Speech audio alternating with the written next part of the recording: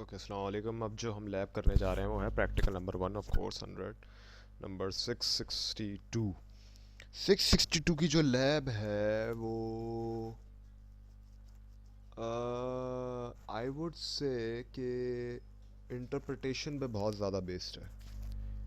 And I would believe कि इस जो कोर्स है वो ज़्यादातर जो मेथड इसमें हमने पढ़े हैं वो इंटरप्रिटेशन के लिए ही हैं। किस लिहाज से अब मैं ये बात कर रहा हूँ, आप के पास जो मेथड्स आएंगे इस लैब्स के अंदर वो पीसीए का मेथड है, एफए का मेथड है और डीए का मेथड है, डिस्क्रिमिनेंट एनालिसिस और फैक्टर एनालिसिस और प्रिंसिपल कंपोनेंट एनालिसिस। ये सारा का सारा कोर्स जैसे हमें पता है कि मल्टीवेरिएट का है, तो आई बिलीव काफ़ी इंपॉर्टेंट और काफ़ी इंटरेस्टिंग टॉपिक है अगर हम समझ के करें, क्योंकि आगे का जो काम होता है हमें पता है कि रियल लाइफ में ज़्यादातर जो डेटा आता है वो मल्टीवेरिएट ही आता है। अच्छा, पहली जो मैं लैब करने जा रहा हूँ वो है पीसीए की, प्रिंसिपल कंपोनेंट एनालिसिस। अब ऑफ कोर्स मुझे समझ में आ रहा है कि कोई कहीं ना कहीं जगह पे कन्फ्यूजन्स होगी काफ़ी लोगों को कि प्रैक्टिकल वन तो शायद डेफिनेशंस का था। अगर वो प्रैक्टिकल वन डेफिनेशंस का था तो हम तो उसे इग्नोर कर देंगे, क्योंकि वो तो डेफिनेशंस है, राइट, मैनुअल चीज़ है वो। और डेफिनेशंस आपको हमें पता है कि पेपर में तो नहीं आने वाली, तो अगर वो है भी तो हम उसे इग्नोर कर देंगे। सही है। मेरे लिए यहाँ से प्रैक्टिकल नंबर 1 जो है वो आर है, सॉरी, पीसीए का है। पीसीए लेकिन हमें जो निकालना है, जो हमें बोला गया था वो हमें निकालना था तीन, आप मेन फ्रेम सॉफ्टवेयर या लैंग्वेज कह लें। दो जो हमारे पास सॉफ्टवेयर हैं जिसमें हमें पीसीए निकालना है वो है S P S S mini tab, और जिस सॉफ्टवेयर पे, और एक जो सॉफ्टवेयर पे जिस पे निकालना है वो आर है। मतलब हमें इन तीन, कुल तीन चीज़ों पे निकालना है। प्रिंसिपल कंपोनेंट का एनालिसिस करके दिखाना है। अब मैं जो हूँ वो आर से शुरू करता हूँ। सही है। अब आर में जो हमें काम करना है वो डेटा करना है आयरिस के डेटा पे। आयरिस का डेटा जो है वो अच्छा खासा बड़ा है, मल्टीवेरिएट है, तो हमें काम करने में फ़ायदा है। लेकिन आप जैसे चेक कर सकते हैं इसमें ये एक क्वालिटेटिव डेटा भी है, जबकि हमें पता है कि पीसीए का काम जो है, या ज़्यादातर जो मेथड्स हैं हमारे पास वो क्वांटिटेटिव पे होता है, पीसीए भी क्वांटिटेटिव पर ही होता है। सही है। इसको हम स्टार्ट कैसे करेंगे? डेटा आयरिस जो नाम है डेटा का, सही है, इसमें से हम लोग कर ले लेंगे सिर्फ और सिर्फ 1 से लेकर 4 तक कॉलम तक। 1 2 3 4। सही है। ये हमारे पास डेटा सही आ गया। अब मैं चेक करता हूँ अगर डेटा कॉलम से भी होता है नहीं होता। सही है। I don't remember. चेक करते हैं अगर होता है नहीं होता। अच्छा, जब हम लेंथ इससे ले ले रहे हैं ना, ये आई मीन ज़रूरी तो नहीं है, जो मैं करना था तो कर लिया मैं, और मैं आपको एक और तरीका बता रहा हूँ कि डेटा को क्या कहते हैं, जो स्पेसिफिकली आपको कॉलम्स चाहिए उसे उठाते कैसे। जैसे समझे, ये तो एक सारा एक साथ था, अगर वो डेटा है कि बीच में भी वैल्यूज़ गायब हैं, जैसे एम्प्टी कार्स है, बीच में भी क्वालिटेटिव डेटा है, तो फिर उसमें आप क्या करेंगे? इसके लिए मैं कह रहा हूँ आप सबसे जो आसान तरीका ये है कि आप स्पेसिफिक कॉलम्स उठा लें। लेट्स सी क्या आया नहीं आया। अच्छा, सही डेटा सही है। सही है। स्पेसिफिक अगर आपको कॉलम्स बोले हैं, क्योंकि आप ज़रूरी नहीं है, ये तो अभी बाई चांस था कि जो डेटा था हमारे पास था जो ओरिजिनल, वो चारों एक साथ क्वान्टिटेटिव था और आखिर में क्वालिटेटिव था। समझे, अगर क्वालिटेटिव बीच में होता तो आप 1 से लेकर 4 तक नहीं खींच सकते थे आप। सही है। अब ये कोड नहीं इस्तेमाल कर सकते थे। तो उस केस में आप जो कर सकते हैं, सबसे सिंपल, मैं आपको आपके साथ वो नहीं करूँगा, क्या कहते हैं, कॉम्प्लेक्सिटी मैं नहीं बढ़ाऊँगा इसकी। आप बेसिकली डेटा रखिएगा, एरस लिखिएगा, ये कोड लिखिएगा, सिपल लेंथ सिपल विथ, या जो भी आपको कॉलम नेम्स पुट करने हैं वो कॉलम नेम्स एक एक करके पुट करते रहिएगा इसकी जगह पे। सही है। पर एक रिमाइंडर, चूंकि आर एक लैंग्वेज है और ज़्यादातर लैंग्वेजेस की तरह ये केस सेंसिटिव है। सही है। केस सेंसिटिव का मतलब ये है कि अगर ये केस आपने छोटा कराना तो ये नहीं उठाएगा। सही है। डेटा आपके पास ये आ गया आयरिस का। अब हमें क्या करना है, एक्चुअल जो हमें डेटा काम करना है वो तो यही है, चारों क्वांटिटेटिव है, राइट। इन चार क्वांटिटेटिव पे काम करना है। अब इसका हम करते क्या है, पी सी ए आर पे लगाना काफ़ी आसान है। पी सी ए हम नाम जो वेरिएबल का हम देना चाह रहे हैं is equals to P R comp data जो भी आपने नाम लिखा है, डेटा मैंने लिखा हुआ है, सही है। डेटा सेंटर ट्रू और स्केल भी ट्रू,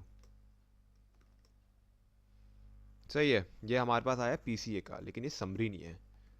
हमें समरी के लिए समरी लिखना पड़ेगा। इफ़ आई एम करेक्ट,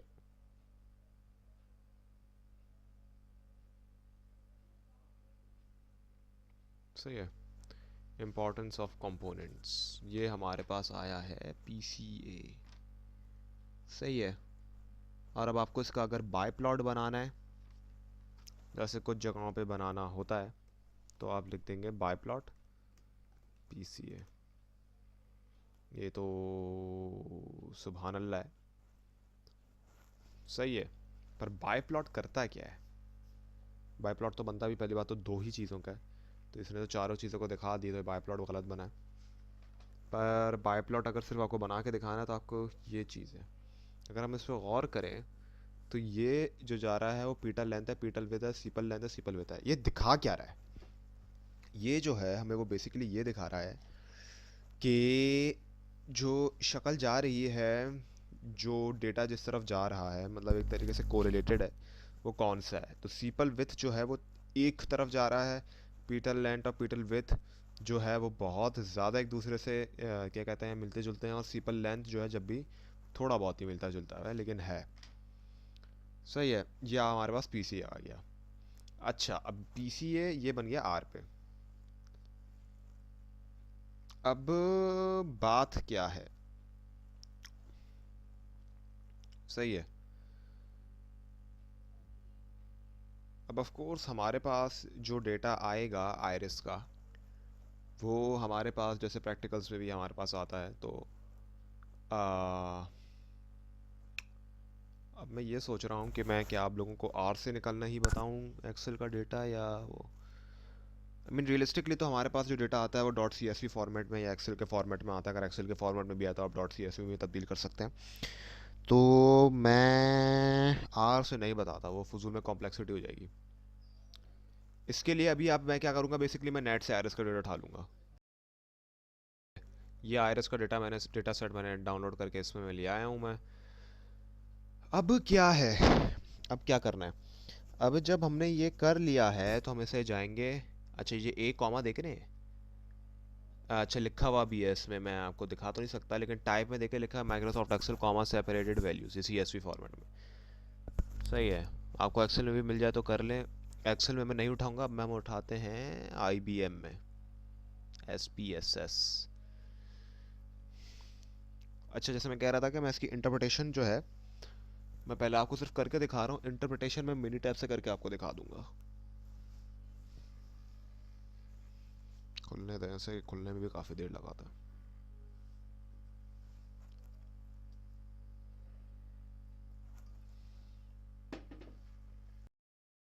ये आयरस पे हमारा खुल गया, पेस्ट कर दो।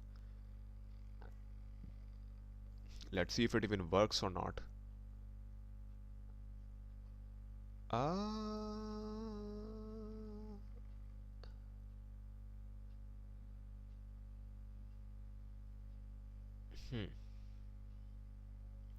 क्या एरर दिखा रहा है ये? preserve get data type hit iris delimited first case beetle with or restore execute cache data set name front।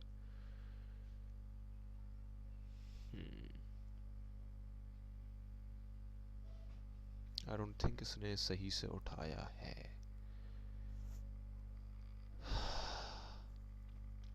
सही है, चले मैं एक बार फिर से इसको ओपन करने की कोशिश करता हूँ ताकि डायलॉग, सही है। अच्छा, ये खुल गया।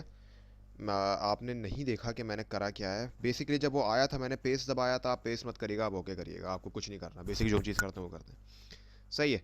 अब मेरे पास जो डेटा है वो है sepal length, sepal width, petal length and petal width, सही है। अब इसमें हम लोग क्या करेंगे, पीसीए करने के लिए पीसीए जो है हमने जैसे मैंने कहा था फैक्टर का एनालिसिस एक ऑप्शन होता है, फैक्टर एनालिसिस से ही करेंगे। सही है। Let's see dimension reduction. Shit, गलत दबा दिया।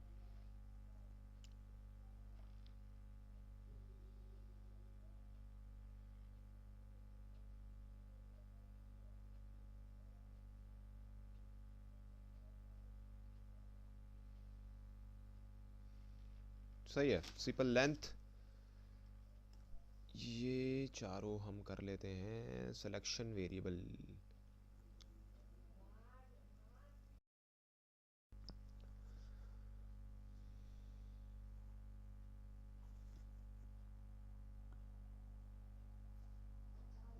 सही है।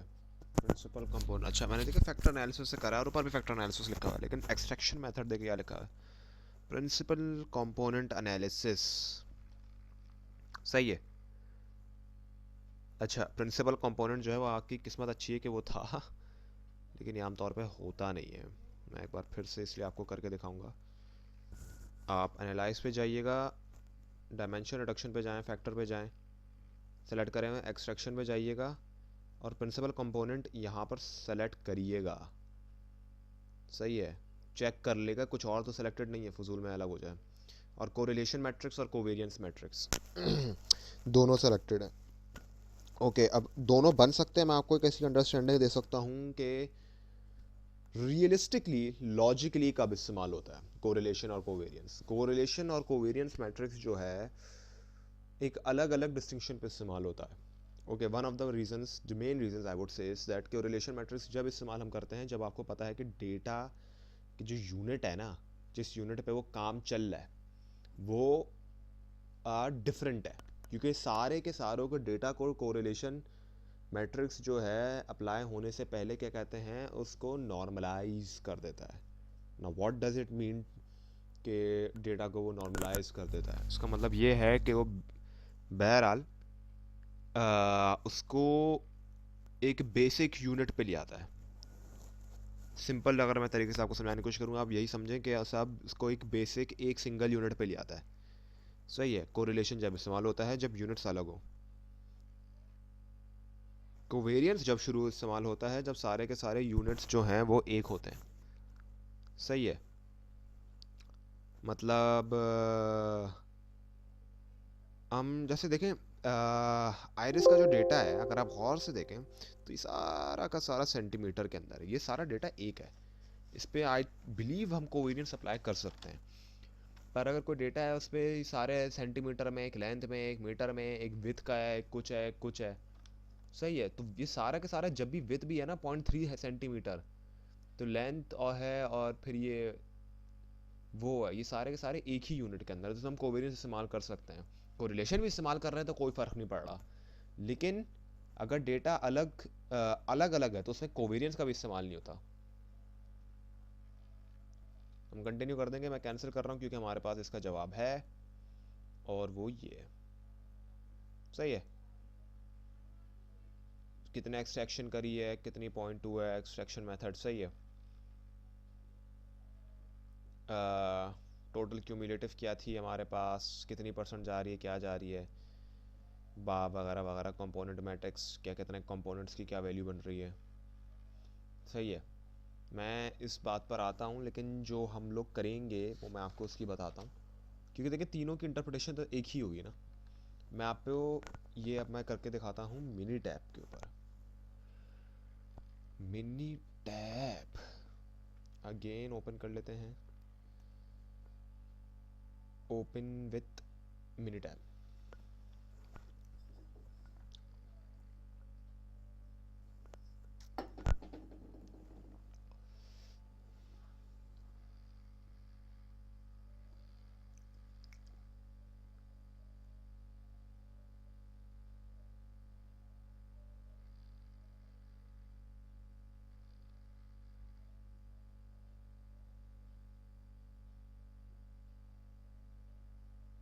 सही है।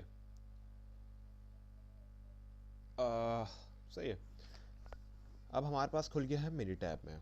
अब हम जाएंगे स्टैट में, रिग्रेशन में तो नहीं जाएंगे, मल्टीवेरिएट में प्रिंसिपल कंपोनेंट्स में जाएंगे, सेलेक्ट कर लें डन डना done done. Number of components to compute हो रही है, कोरिलेशन ही मैं ले रहा हूँ। ग्राफ स्क्री प्लॉट कर दो, बाय प्लॉट कर दो। स्टोरेज क्या करनी है, अब इन करने की ज़रूरत तो नहीं है इसमें, हम कौन सा इस पर कोई ऊपर काम कर रहे हैं। ऑफ कोर्स आई अंडरस्टैंड कि मैं इस तरीके से कर रहा हूँ, बहुत सारे लोगों ने कोडिंग से करा है, ये कमांड लाइन से करा है, I am aware of that. अगर आप लोग चाहें तो आप इससे भी कर सकते हैं, बट क्यों क्यों कर रहे हैं, क्यों अपने लिए कॉम्प्लेक्सिटी बढ़ा रहे हैं, जब इससे हो सकता है इससे ही कर लें, राइट इन दी एंड। अच्छा, अब ये हमारे पास आ गए हैं कोरिलेशन मैट्रिक्स, सॉरी कोरिलेशन क्या यार, कोरिलेशन से पीसीए। मैं आपको एक आइडिया देता हूँ कि पीसीए की इंटरप्रिटेशन किस तरीके से होती है, और ये काइंडली सुनिएगा क्योंकि लैब में काफ़ी अंडरस्टैंडेबल है, क्योंकि जिस तरीके का ये मेथड है, इस मेथड की अपनी कोई जगह औकात नहीं है, इस मेथड की अपनी जगह रिजल्ट से जो आप इंटरप्रिटेशन करेंगे उसकी औकात है। वो आप आई मीन आप ये बात बहस कर सकते हैं कि भाई सारे मेथड की होती है, हाँ होती है, लेकिन ये मेथड बना ही स्पेसिफिकली इसके लिए। बहरहाल शुरुआत करते हैं। अच्छा, now there are certain rules of thumbs that you pick, सही है। The two rules of thumbs is कि आपकी आइगन वैल्यू जब तक 1 से बड़ी हो, हम जो हैं प्रिंसिपल कंपोनेंट का मतलब क्या होता है, सही। आइगन वैल्यूज़ को भी आप छोड़ो, मैं आपको पहले समझा देता हूँ कि प्रिंसिपल कंपोनेंट जो है वो हम करते ही क्यों हैं। प्रिंसिपल कंपोनेंट एनालिसिस इसलिए होता है, जिस जो नाम से लग रहा है प्रिंसिपल कंपोनेंट, जो आप समझ ले मेन कंपोनेंट्स, कि भाई हमारे पास आप समझे बहुत बड़ा डेटा हो, जैसे 4 वेरिएबल्स हैं, वरना आमतौर पर बड़ा डेटा होता है 7 8 10 12 वेरिएबल्स का, सही है। अब हमें ऐसा पता है कि स्टैटिस्टिशियन, हमें पता है कि हमें पॉपुलेशन से जो है वो सैंपल का डेटा इस्तेमाल करना है। अब उसकी रीजनिंग क्या है, उसकी रीजनिंग बहुत सारी हो सकती हैं। मैं आपको एक समझ आने वाली रीजनिंग ये दे सकता हूँ कि भाई अब आप समझें, आप एक कंपनी है, आपने किसी स्टैटिस्टिशियन को हायर करा, सही है। अब आप, अंडरस्टैंडेबल सी बात है, आप चाहेंगे कि भाई कम से कम पैसों में काम हो, राइट, जब भी आपने स्टैटिस्टिशियन को हायर करा है। तो अब आपका जो डेटा है, और चूंकि आपके पास बजट कम है और आप कम से कम पैसे में काम करना चाह रहे हैं, लेकिन आपको डेटा भी अच्छे से अच्छा चाहिए, तो फिर हम सैम्पल्स में और उनकी सैम्पल्स की टेक्निक्स पे इस तरीके से काम करते हैं, depending upon the model and depending upon the data, कि आपके पास पॉपुलेशन से मिलता हुआ जितना डेटा आ सकता है वो आ जाए, सही है। That's somewhat the basic of a statistician, या in my opinion at least, सही है। तो प्रिंसिपल कंपोनेंट होता ही इसलिए है, जो हमारे पास बहुत बड़ा डेटा होता है और हम हर डेटा पे काम नहीं कर सकते, या हम हर वेरिएबल पे काम नहीं कर सकते, उसमें से हम 10 या 12 वेरिएबल्स में से सपोज करें, उसमें से हमें जो मेन वेरिएबल्स है ना, हमें वो निकालना है जिस पर हम काम करें, हमें ज़्यादा से ज़्यादा चीज़ों का पता चल जाए। उस चीज़ के लिए हम प्रिंसिपल कंपोनेंट एनालिसिस इस्तेमाल करते हैं, सही है। तो उन 12 में से 3 या 4 जितने भी वेरिएबल्स हैं जो सबसे ज़्यादा इंपॉर्टेंट है, उनको निकालना, वो प्रिंसिपल कंपोनेंट एनालिसिस कहलाता है।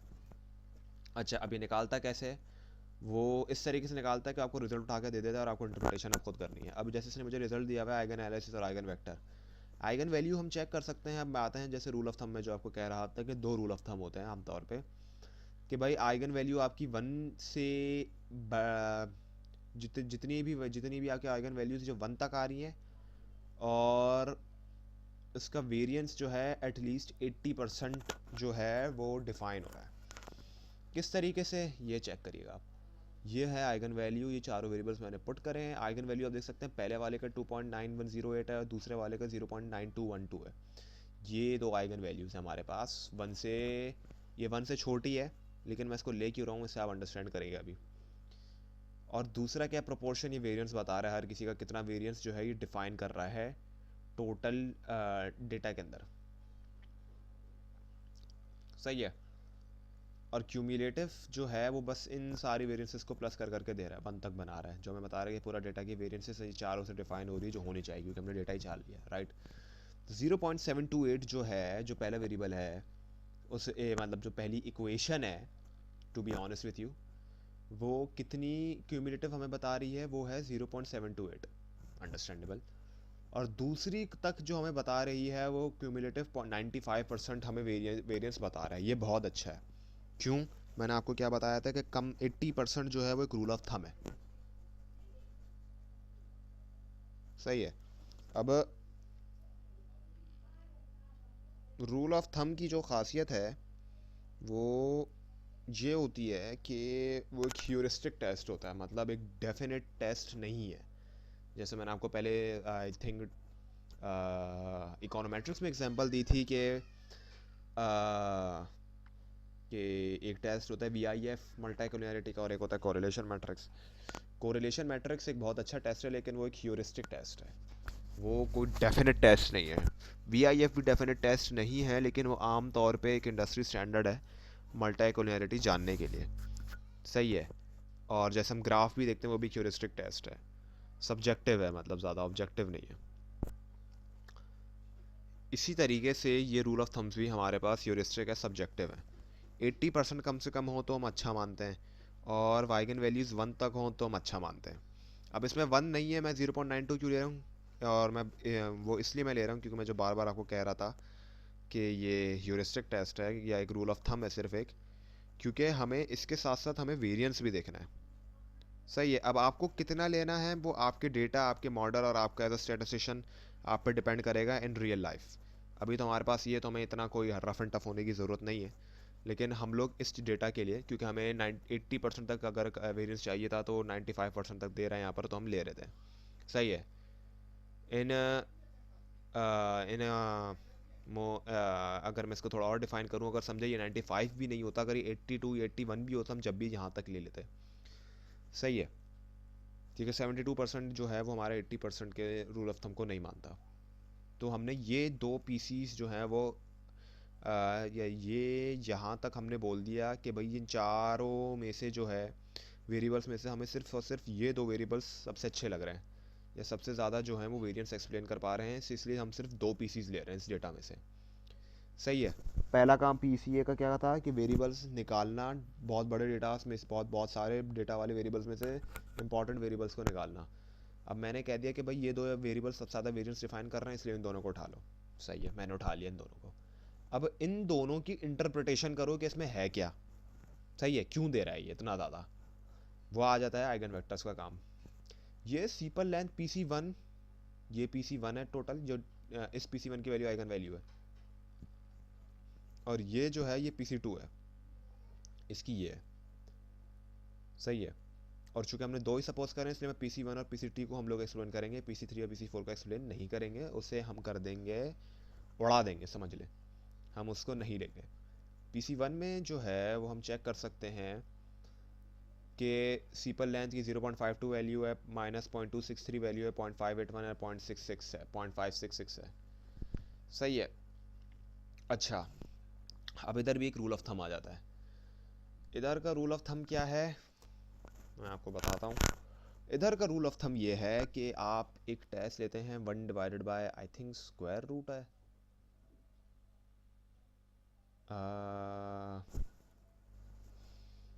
एक सेकंड, आई थिंक कैलकुलेटर से ही कर लें, इसमें स्क्वायर रूट अप्लाई करना मुश्किल है, या एटलीस्ट मुझे सही से नहीं आता। इसका एक फॉर्मूला हमारे पास होता है, let me check once again, कि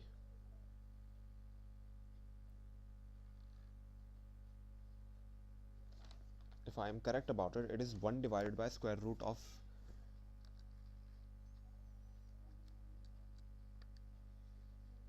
square root of 2, 0.707। अच्छा, 1 divided by square root of जितने भी आपने पीसीज अंडरस्टैंड करें लिए हैं ना, जैसे हमने इधर दो लिए हैं, तो आप फॉर्मूला लगाएंगे 1 divided by square root of 2। अच्छा, 1 divided by square root of 2 क्या है, वो भी एक सिर्फ और सिर्फ एक रूल ऑफ थंब है। रूल वो इस चीज़ का कि कितनी वैल्यूज से बड़ी होगी या उसके करीब करीब होगी तो हम ये वैल्यूज़ उठाएंगे। अब इसमें मैंने जब 1 divide by square root of 2 करा तो 0.7 आ रहा है, 0.7 इन पहली में से किसी का भी नहीं है, तो इसका मतलब ये तो नहीं है कि हम उठाएंगे ही नहीं। जैसे मैंने कहा रूल ऑफ थंब है, सिर्फ एक अंडरस्टैंडिंग क्रिएट करने के लिए, समझे, टूल है इस्तेमाल करने के लिए, और कुछ नहीं। तो हम जो हमारे पास जो सबसे बड़ी वैल्यूज़ हैं हम लोग उठा लेंगे कि भाई सबसे बड़ी जो वैल्यू है वो सीपल लेंथ है, सॉरी सीपल पीटल लेंथ है बल्कि 0.581, यानी सबसे ज़्यादा जो इसमें वेरिएंस की जो हमें इक्वेशन जो बना रही है वो है पीटल लेंथ 0.581 वैल्यूज़ के साथ। सही है। अच्छा, ये पीसीज जो हैं ये है क्या, ऐसे हम कहते हैं प्रिंसिपल कंपोनेंट, ये पीसीज हैं क्या? हम ये पीसीज जो हैं उसको मैं, अगर आप समझें कि आपने डेटा को जो है इन चारों को मैंने प्लॉट कर दिया, आई थिंक यहाँ पर बना हुआ भी है ना, अच्छा ये तो वो है खैर बाय प्लॉट, सही है। समझे, इस बाय प्लॉट को भी सिर्फ इग्नोर मारा है, आप इन सिर्फ और सिर्फ ना डॉट्स को चेक करें। सही है। अब ये डॉट्स भी जो है ना सिर्फ एक 2D पिक्चर है। आई होप कि आपको पता हो कि 2D क्या होता है। 2D में सिर्फ एक एक्स एक्सिस होता है, एक वाई एक्सिस होता है जो हमें दिख रहा है, पर हमें पता है कि डेटा इस तरीके से कभी भी काम करता नहीं है। There are always more dimensions to it. अगर हम इसको सिर्फ एक 3D डायमेंशन से ही चेक करें, सही है, अब 3D डायमेंशन से हम चेक करें, हमारी जितनी पढ़ाई में आपको उसके लिए ऐसे बताऊंगा, तो हमारे पास एक एक्सिस आ जाता है जेड, जो आप समझें कि हम, जैसे हम समझें कि ये एक डेटा है, ये एक रूम, ये एक बहुत बड़ा हम एक रूम है, इस रूम को हम ऊपर से देख रहे हैं और ये सारे के सारे ना लोग खड़े हैं। सही है, मतलब ये समझे ये डॉट्स जो है लोगों के सर हैं, हम ऊपर से देख रहे हैं। तो हमें जो अभी डेटा दिख रहा है या लोगों का जो सर दिख रहा है हमें सिर्फ 2D दिख रहा है। हमें ये नहीं दिख रहा कि फिर जो लोगों का जो सर है वो ज़मीन से कितने ऊपर हैं या ज़मीन से कितने नीचे हैं। समझ लो कि ये लोग जो हैं ये क्या कहते हैं, कुछ लोग जो हैं वो लैडर्स पे खड़े हुए हैं और कुछ लोग जो हैं वो किसी चीज़ स्टूल्स पे खड़े हुए हैं, तो हमें सिर्फ सर दिख रहे हैं। सही है। अब हम जब इधर से देख रहे हैं ना, हमें सिर्फ इतना ही दिख रहा है कि यार लोग लोग जो हैं वो कहाँ पर हैं और किधर हैं। हमें ये नहीं दिख रहा है कि लोग ज़मीन से कितने ऊपर नीचे हैं, क्योंकि कुछ लोग सिर्फ ज़मीन पे खड़े हुए होंगे, कुछ लोग ज़मीन पे बैठे हुए होंगे, कुछ लोग लैडर पे खड़े होंगे, कुछ स्टूल पे खड़े होंगे। सही है, तो 4 डिफरेंसेस एक तरीके से क्रिएट हो गए, हमें वो डेटा को दिखने नहीं दिख पा रहा।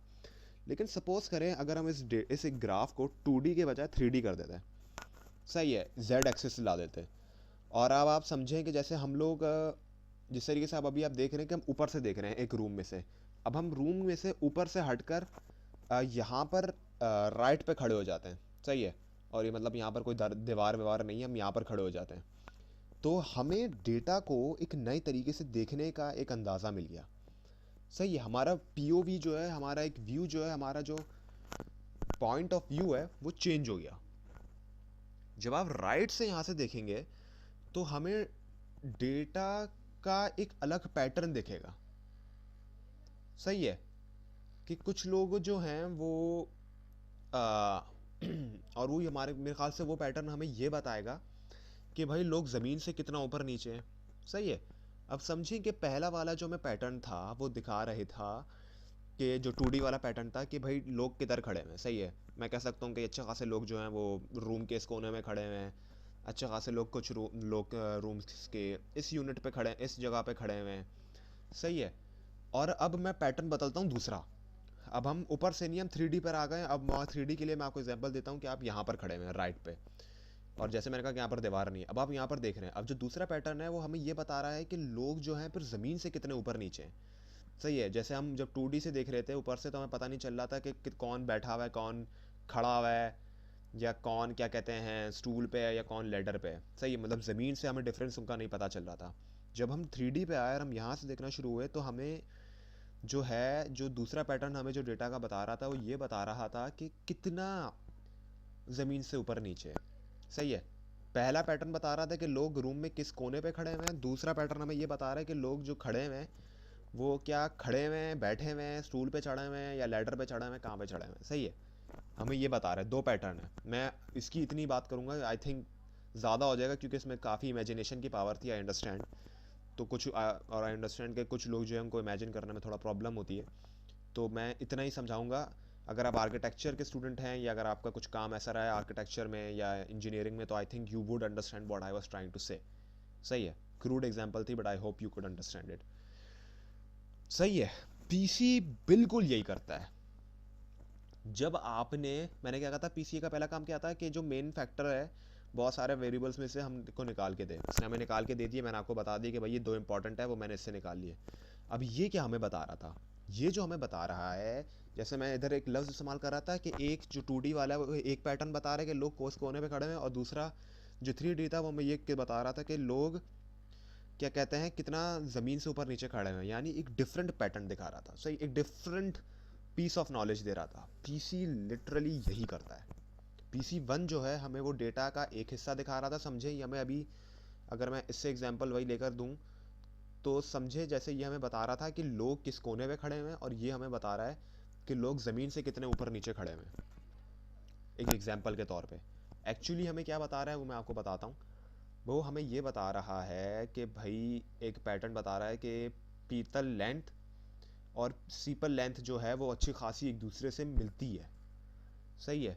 जैसे आई थिंक यहाँ पर लिखा हुआ भी है कि सीपल लेंथ और पीटल लेंथ, ये एक दूसरे से बहुत, ये दोनों वेरिएबल्स सबसे ज़्यादा हैं, और ये दोनों वेरिएबल्स जो हैं इस इक्वेशंस को सबसे ज़्यादा बनाते हैं। पीतल विथ भी अच्छा खासा करीब है, सीपल लेंथ विथ तो बिल्कुल उल्टी तरफ जा रहा है, सही है। मतलब इस पैटर्न में हमें जो तीन मेन चीज़ें जो हमें देखने को मिल रही हैं वो सीपल लेंथ है, पीटल लेंथ है, और पीटल विथ है, सही है। अब हमें एक पैटर्न दिख रहा है। अब पैटर्न दिख क्या रहा है, वो आई थिंक वो हमारे स्कोर्स के लिहाज से बहुत ऊपर चला जाएगा। आई थिंक उस चीज़ के लिए आपको, जिस डोमेन पे आप काम कर रहे हैं डेटा की, रियलिस्टिकली अगर मैं बात करूं तो, समझे, अगर आप एक रियल लाइफ में काम कर रहे हैं तो फिर आप जिस डेटा पे काम कर रहे हैं आपको उसकी बेसिक नॉलेज भी होगी, सही है। अब हम लोग बॉटनिस्ट तो हैं नहीं जो हमें फूल और पौधों का पता होगा, या क्या पता किसी को यहाँ पर जो देख रहा हो उसे पता हो, पर एटलीस्ट मैं तो नहीं हूँ। तो देर कुड बी सम को रिलेशन बिटवीन इट, बेबी किसी बॉटनिस्ट को वो पैटर्न समझ में आए कि भाई हाँ भाई होता है, सीपल लेंथ जितनी बड़ी होती है उतने फूल पौधों का पीटल लेंथ बड़ा होता है, या सिर्फ फूल पौधों का नहीं, सिर्फ जो आयरस जो फूल है उसका होता है, कोई कोरिलेशन होता है, कोई पैटर्न होता है, सही है। ये एक पॉइंट ऑफ व्यू हमें दे रहा है। अब उस पॉइंट ऑफ व्यू से इंटरप्रिटेशन क्या है कि क्यों अच्छा बड़ा है, सही है, फिर वो इंटरप्रिटेशन मैं आपको कहना चाह रहा हूँ कि वो आई डोंट थिंक कि हम दे सकते हैं, और आई डोंट थिंक कि हमें इस कोर्स के मुताबिक हमें देने की भी ज़रूरत है। As a researcher I think, as a statistician हमारे बस ज़रूरी है कि हम लोगों ने उसको स्टैटिस्टिक्स पकड़ा दिया और उसको इंटरप्रिटेट कर लेना, मतलब इससे और आगे इंटरप्रिटेट कर लेना स्टैट से, आई थिंक वो खुद कर लेगा। आई सपोज अगर आप खुद करना चाह रहे हैं तो कर सकते हैं, पर आई डोंट थिंक हमें ज़रूरत है। आप सिर्फ इतना ही बता दें कि कौन सा वेरिएबल है, और आप बता दें कि ये जो पी सी वन की जो इक्वेशन है वो इन तीन चीज़ों पे सबसे ज़्यादा मुबनी है। अब आ जाओ पीसी टू पे, क्योंकि हमने दो पीसी सपोज करे हैं ना। दूसरा पीसी जो है हम चेक कर सकते हैं कि 0.926 दे रहा है। इसका क्या मतलब है, और -0.926 दे रहा है। अच्छा, माइनस जो है वो डायरेक्शन है, सही है, वो डायरेक्शन है। डायरेक्शन से क्या मुराद है कि जब ये चारों मिलते हैं, सही है, तो मैं जो समझा रहा था कि ये जो पीसी है, वैसे मैं वन से आपको समझाना शुरू करता हूँ कि भाई ये बता रहा है कि पीसी वन की जो वैल्यू है कि पॉजिटिव वैल्यू है, कि जैसे सीपल लेंथ और पीटल लेंथ और पीटल विथ बढ़ती है तो पीसी वन की जो वैल्यू है वो बढ़ती है, सही है। और पॉइंट पीसी टू क्या बता रहा है, ये वैल्यू बड़ी है, इसकी अपनी जगह है, लेकिन ये नेगेटिव डायरेक्शन में जा रही है। लेकिन इट डजेंट मीन कि ये हमें कोई पैटर्न नहीं दे रहा है, ये भी पैटर्न दे रहा है। बस वो ये पैटर्न दे रहा है कि भाई जैसे ही सीपल लेंथ जो है वो बढ़ती है तो पीसी टू की जो वैल्यू है वो कम होते रहती है, सही है, वो हमें ये पैटर्न बता रहा है। और पीसी टू जैसे हम तय कर सकते हैं कि इसने पीसी वन में हमें एक पैटर्न बता दें कि भाई सीपल लेंथ, पीटल लेंथ और पीटल विथ का एक पैटर्न बन रहा है, या उसका कोई इक्वेशन बन रही है। तो पीसी टू जो हमें बता सकता है कि भाई इसमें हमें जो है वो सीपल लेंथ, सीपल विथ का कोई पॉइंट ऑफ व्यू हमें पता चल रहा है, कोई ना कोई पैटर्न पता चल रहा है, सही है। अब वो पैटर्न क्या पता चल रहा है, किस तरीके से पैटर्न मैट कर रहा है, आई थिंक वो इंटरप्रिटेशन जैसे मैंने कहा कि आपको देने की ज़रूरत नहीं है, देना चाहें तो दे दें, मेरे ख्याल से ज़रूरत नहीं है। बाकी हमें जो काम था वो हमें स्टैट्स निकालना ज़रूरी था कि कौन से के बहुत सारे पीसीज में से, अभी तो चार ही हैं, कौन से पीसी सबसे ज़्यादा इंपॉर्टेंट है, हमने निकाल लिए कि दो हैं। और फिर जो दो में से जो हैं सबसे ज़्यादा, कौन से वेरिएबल्स जो हैं वो सबसे ज़्यादा सिग्निफिकेंट हैं उस पीसी के उस इक्वेशन को बनाने में, क्योंकि ये इक्वेशन है एक तरीके से पूरी, सही है, जैसे कि रिग्रेशन की इक्वेशन होती है। आई थिंक आपको थोड़ा अंडरस्टैंड हुआ कि मैं क्या समझाना चाह रहा हूँ। सही है, इस तरीके से ये इंटरप्रिटेशन थी। ये स्क्री प्लॉट है। स्क्री प्लॉट एक्चुअली उसको दिखाने के लिए होता है ये भी एक रूल ऑफ थंब के तौर पे इस्तेमाल होता है स्क्री प्लॉट के भाई, जहाँ पर एल्बो पॉइंट बन रहा है आप उधर क्या कहते हैं, आप उसको क्या कहते हैं तोड़ दें। लेकिन यहाँ पर एल्बो पॉइंट आप क्या क्या ही बन रहा है, कौन सा एल्बो पॉइंट बन रहा है, तकरीबन सारा एक ही लग रहा है। वो ऑफ कोर्स मैं जानता हूँ इसलिए क्योंकि हमारे पास डेटा कम, ज़्यादा डेटा हो तो आई थिंक स्क्री प्लॉट कुछ काम भी आएगा। 4 के वेरिएबल्स में आई डोंट थिंक स्क्री प्लॉट काम आएगा। स्क्री प्लॉट जो है वो वही काम करता है जो यहाँ पर मैंने आइगन वैल्यू का आपको बताया। बट देन अगेन मैं आपको 2 बता ही चुका हूँ तो उससे कर लें ज़्यादा बेहतर है। ग्राफ से वैसे भी पकड़ना सब्जेक्टिव है, हर बंदे के ऊपर डिपेंडेंट है होता। सही है, और बाय प्लॉट तो वही एक डेटा बताता है कि भाई किस तरफ कौन सा जा रहा है, वैल्यूबल ज़्यादा है। ये आप, अगर मैं आपको कहूँ कि आप ये इससे ताल्लुक़ रखवा लें तो इसका आप ताल्लुक़ इससे रखवा लें आइगन वेक्टर से, जो ये बता रहा है कि भाई कि कुछ पैटर्न है कि ये तीन और अपनी तरफ जा रहे हैं, ये अपनी तरफ जा रहे हैं, कुछ ना कुछ पैटर्न है। सही है, इस तरीके से वाली लैब फिनिश होती है। मुझे पता है कि ये वाली लैब लंबी थी लेकिन इसमें इंटरप्रिटेशन ज़रूरी है, और आई होप सो कि उसमें कुछ ना कुछ समझ में आया हो।